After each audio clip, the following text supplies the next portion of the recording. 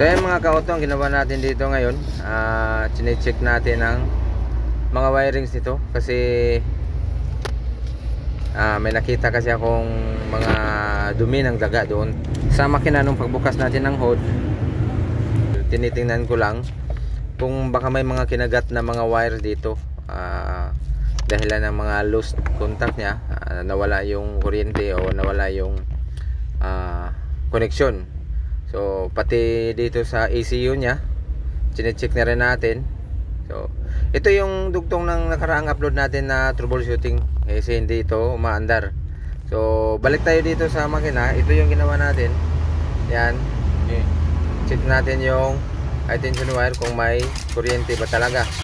Ayan, pansamantala muna nating putulin ang ating video kasi gusto ko ipakita kung paano mag-test ng high tension wire o kaya spark plug kung may nakuha kayong spark plug sa loob. Tapos testing nyo sa labas kung may kuryente ba talaga. So dito, high tension wire yung tinest ko kung may kuryente ba, kasi yung spark plug naman nilinis ko na kanina. So ayan, tinest ko kung may kuryente ba talaga. Ngayon, ang pagtest nito, ganito. Kung makikita nyo dito sa libro, ayan, ito yung pagtest nya. Medyo half inch konti, distansya nya sa ground. Tapos testing nyo kung may kuryente ba na dadaloy sa high tension wire patungong ground. Pero gusto kong ipaalam na mag-ingat din kayo pag nag-test kayo. Kailangan hindi maki-ground yung kamay nyo o yung katawan nyo, hindi mag-ground sa sasakyan o kaya yung kamay nyo, kasi malakas ang kuryente nitong high tension wire o kaya itong distributor. Basta kuryente ng sasakyan mas malakas pa sa kuryente ng bahay. Kaya lang ang diferensya, pulse lang kasi ito, pulse ang kuryente niya. So pabugso-bugso, mabitawan nyo. Kung makuryente kayo, mabitawan nyo. Pero masakit, mas masakit kasi mas malakas ito kaysa kuryente ng bahay. Kaya lang sa bahay, diretsa yung kuryente, hindi katulad dito na pabugso-bugso. 1000 volts ito. Pag tinest ito ng tester, 1000 volts ang dadaloy na kuryente.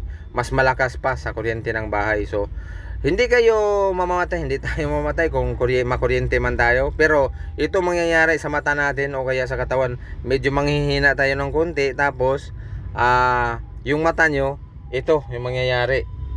So ayan, so ito lang yung tip ko para mag-iingat din kayo pag nag-test kayo ng high tension wire. Sige, patuloy tayo sa video natin. So ayan, ang style ng pag-test ko nito, ginamitan ko ng screwdriver, kaya lang hindi nyo masyado makita kasi naharangan ng kamay ko. So i-demo ko sa inyo, ito yung pag-test, style ng pag-test ko. Yan, ginamitan ko ng screwdriver, tapos ganito yung itsura nya.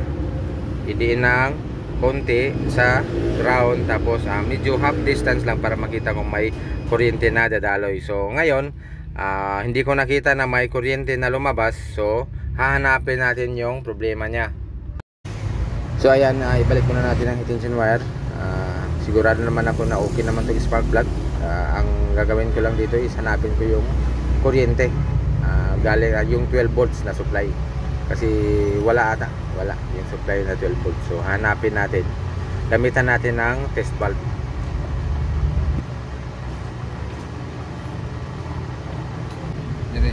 Ang gagawin natin ngayon, mag-tap tayo ng ground para dito sa test valve natin. Tapos i-testing natin lahat ng connection dito na patungong distributor. Yan. Kaya walang ilaw, so walang kuryente to. Yan. Walang supply. 12 volts wala. Yan. Wala talaga. Kahit saang banda wala. So ayan, pinakinggan ko muna yung mga relay kung saan yung pumipitik-pitik, tsaka hawak-hawakan natin. pakiramdaman natin kung saan On. relay ang gumagana. Off. On. So ayan, itong dalawang black saka green ang gumagana, pero itong nasa gilid parang hindi yata. So yan, makita natin dito sa cover, ito yung sa EFI. Yan.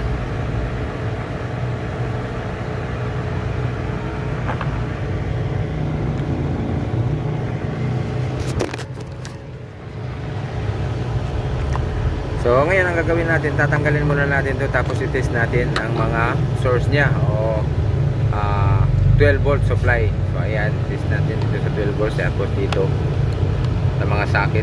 Yan, may umiilaw naman. Yan, ito yung parang live ata niya, yung source. On. Yan, pero ang importante yung pasahan, yung pasa niya, kung saan niya ipapasa yung kuryente. Yan.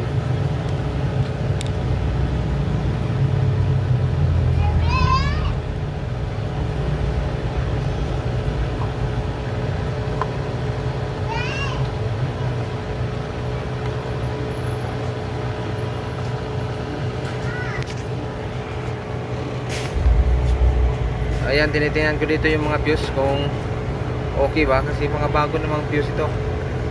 Yan, so hanapin natin yung trouble talaga saan. So ngayon, napagdesisyonan ko, bunutin ko muna itong fuse na main, patungong relay, tapos i-direct ko muna. Yan.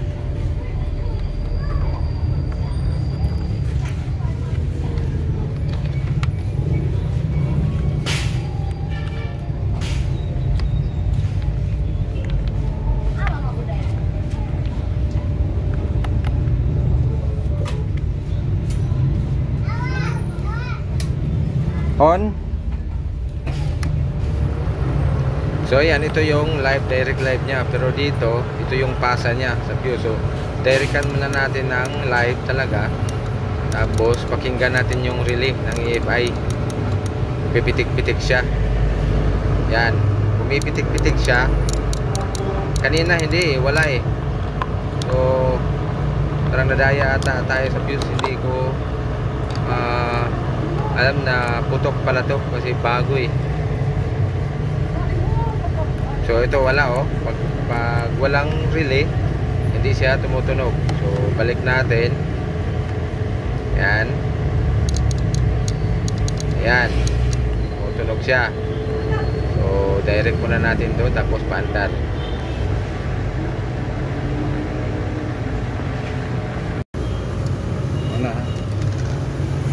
So ayan, hinayaan ko lang muna na nakadirect yung wire kanina, tapos testing natin dito sa socket ng distributor. Ayan, meron na. Yan, kung naalala nyo kanina, wala tong supply, walang ilaw to. So balik muna natin yung socket, tapos paandarin natin. So hayaan muna natin na nakadirect yung wire, yung live wire kanina na dinirect natin. Yan, tingnan nyo, kung bubunutin ko mawawala, tapos ibalik meron. Yan. So yan, tapos ito yung source niya, ito yung pasa. So wala mo ng fuse. So balik natin, tapos paandar.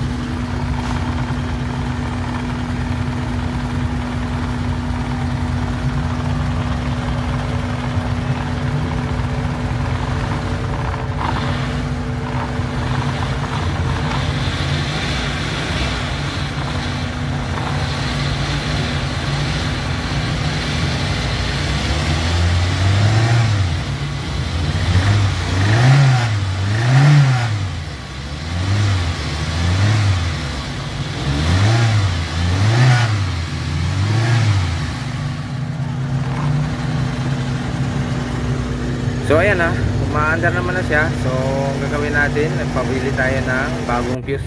tapos palitan natin. So ito na nga, nakabili na ng bagong fuse, saka natin palitan to. So ito na yan. Akala ko yan naman ito, mga video naman lang ito yung mga kuha. So hanggang dito na lang yung video natin. Salamat sa panonood, salamat sa suporta ninyong lahat. Sana ipagpalain tayo ng may kapal. Thank you sa inyong lahat. Okay.